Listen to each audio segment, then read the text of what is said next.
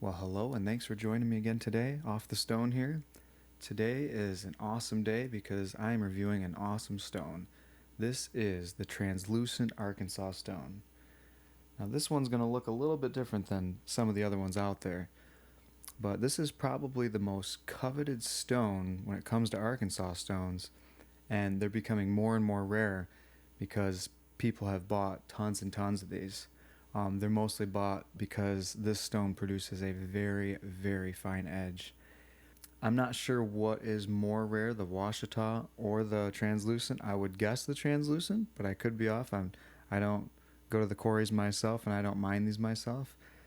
But because this stone is so rare, it is obviously quite expensive. Something like the size of this can be even close to $100, and it's just a 4 by 2 by ½ inch. So something unique about this stone, this translucent, and how I put in the title, is it is what I call a pink translucent. It actually has a lot of pink in this stone. It's got kind of some yellow creamy colors too here, and then it's obviously got a big patch of pink, and you can see some pink through there. But technically for a translucent, these are considered blemishes. So they're not always desirable for every user, but for me, I wanted something unique, especially when it comes to the translucent stone because it's such an amazing Arkansas stone. So let me get this a little bit closer. Just trying to get the focus good on this. So as you can see, it definitely is very unique. It almost has like this green type of, almost yellowish green look to it. And then there's obviously a lot of pink in this section. You can kind of see some pink here and up through here. Obviously the most prominent's right here. So that is very, very unique.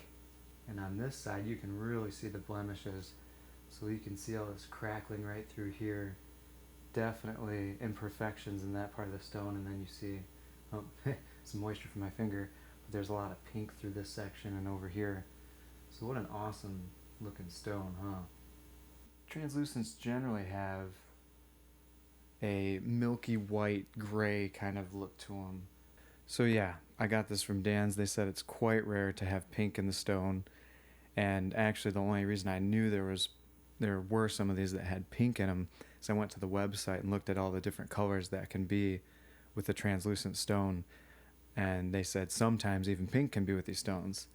So this is definitely an ultra rare translucent stone because of the coloration. Now, one reason it's called a translucent is because it will pass light, hence being translucent. I'll show you an example here.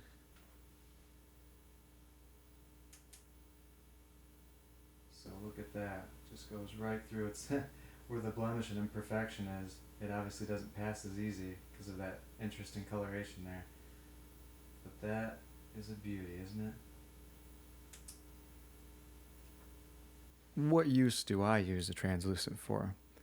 Well, I use it for a couple different things, but the main use that I would use is if I went through a sharpening progression already that was from like a coarse to a fine to an extra fine, I would probably finish on this stone as like the ultra fine. And if I wanted to go farther, I could even go to the blue black.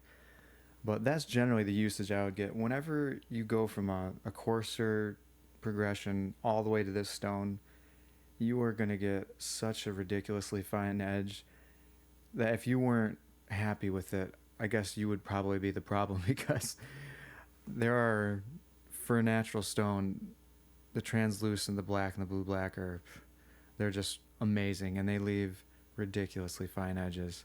I don't think you'd be disappointed if you did a right stone progression before you got to this stone. The edge gets extremely fine when you get to this one. Sometimes I'll also use this stone for a knife that has been dulled in the kitchen, and I just want to put a quick edge on it, and it's not so dull, where it would be like needs to be completely reprofiled. But sometimes I'll just take a knife to it and just, almost use it as a strop to kind of bring the edge back. The best way to use this stone is to go through a sharpening progression, of course, to medium to fine to extra fine to this. You do that and you're going to have tremendous results. So a fun conversation about the translucent stone is the big debate. What is finer, the translucent or the black? This has been a debate, I'm sure, forever. And I've read a lot of forums on this. You see this stuff on YouTube. So I'm not going to go into which one I think is more fine. And I've said, I've said my opinion in the past. And I've also based some of my opinion not only on usage of the stones, but also on what Dan's website says. However, I don't know if we can be so black and white about it. Every stone is a little bit different. But I do have something that I want to bring to the table. It's my own conjecture, but I find this interesting about the difference between the translucent and the black. I wonder if the debate is there because they leave different edge finishes. One interesting thing when sharpening with the translucent is the tactile feel of a translucent almost feels kind of sticky to me. It almost like the stone like sticks to it, or I mean the knife almost sticks to the stone. It has a very interesting feel. Actually, out of all the stones I've ever sharpened on, I'd say this is definitely one of the most interesting. I guess there was one synthetic that I had that was maybe a 10 or a 12,000 grit that was somewhat similar in the sense that it felt kind of sticky. But in contrast to the stickier feeling of sharpening on that stone, when going on a black, it's like as smooth as glass. So I'm wondering if the edge finish changes. And what I mean by edge finish is they're both very fine edge finishes, but sharpeners like to talk about a toothy edge and a polished edge. And a toothy edge is going to be a more bitey edge. It's going to feel more aggressive. A polished edge is going to slice through faster or with more ease. It's going to be smooth, polished feeling when you're cutting things. So what I'm wondering is, though this is an ultra fine stone, this translucent, I'm wondering if, because it's kind of sticky, if it leaves more of an aggressive or toothy fine edge. And I know that sounds probably like a contradiction, but if you've ever dealt with DMT diamond stones, when you get to the extra fine stone, it's kind of interesting because it feels more aggressive than the fine and the extra fine. When you get to the extra fine DMT, it's supposed to be, or it is, more fine than the other ones, but it doesn't feel like it is. It actually feels more coarse. So I remember Michael Christie actually talking about that, and I experienced the same thing. I thought, why did I buy this stone? It seems like it needs to be before the fine stones. So I'm wondering if the translucent shares similar type of quality in that sense, where when you sharpen on it, obviously you get an extra fine edge and it's super sharp, but because it's kind of sticky, maybe it leaves more of an aggressive feel, where in contrast the black stone is so smooth that when you finish on that smooth of an edge, it maybe feels like it's going to cut more fine.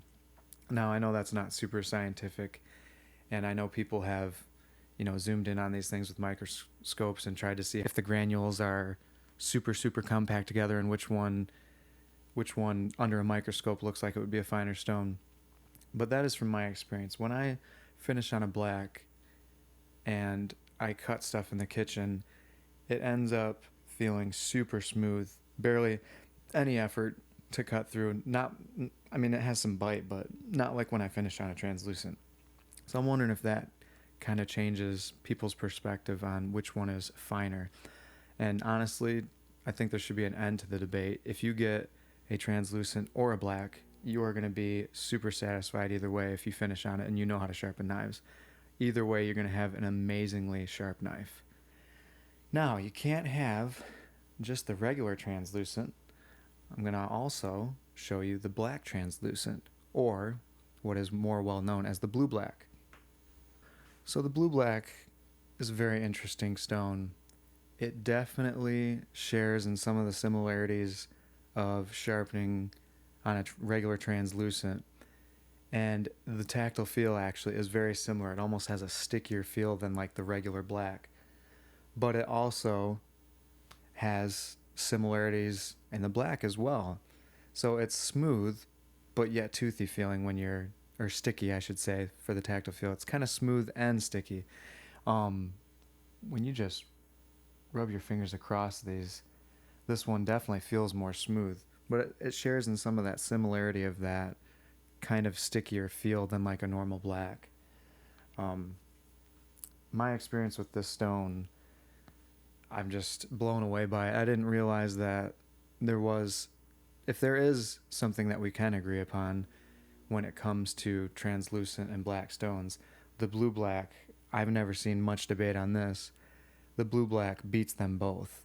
So let me grab my black really quick so you can see the coloration, the color differences here. But that's something we can probably conclusively say, and maybe not. I'm sure people like to argue about this stuff, which is fun and good.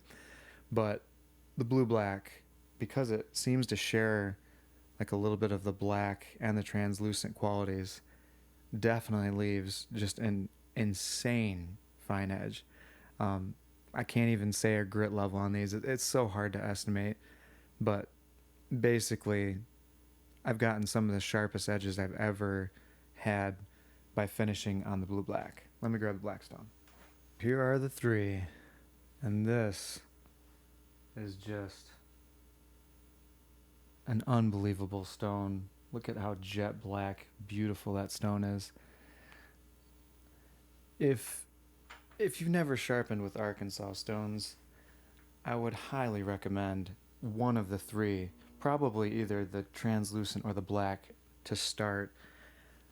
Just if you've had to get one stone, blue black's kind of like a very nice privilege to have, and it's just so fine that it's probably not even necessary to have something like that, but to me it's very necessary. If you get any of these, or I'd say if you got one of these two stones to finish on the translucent or the black, you're going to be just, you're going to love what kind of edges you're getting. And then if you get a blue black as well, then you're just going to go crazy and you're going to be like, oh my gosh, it's the best thing ever. So I will put the dark arc away, the beautiful blue black, the dark arc.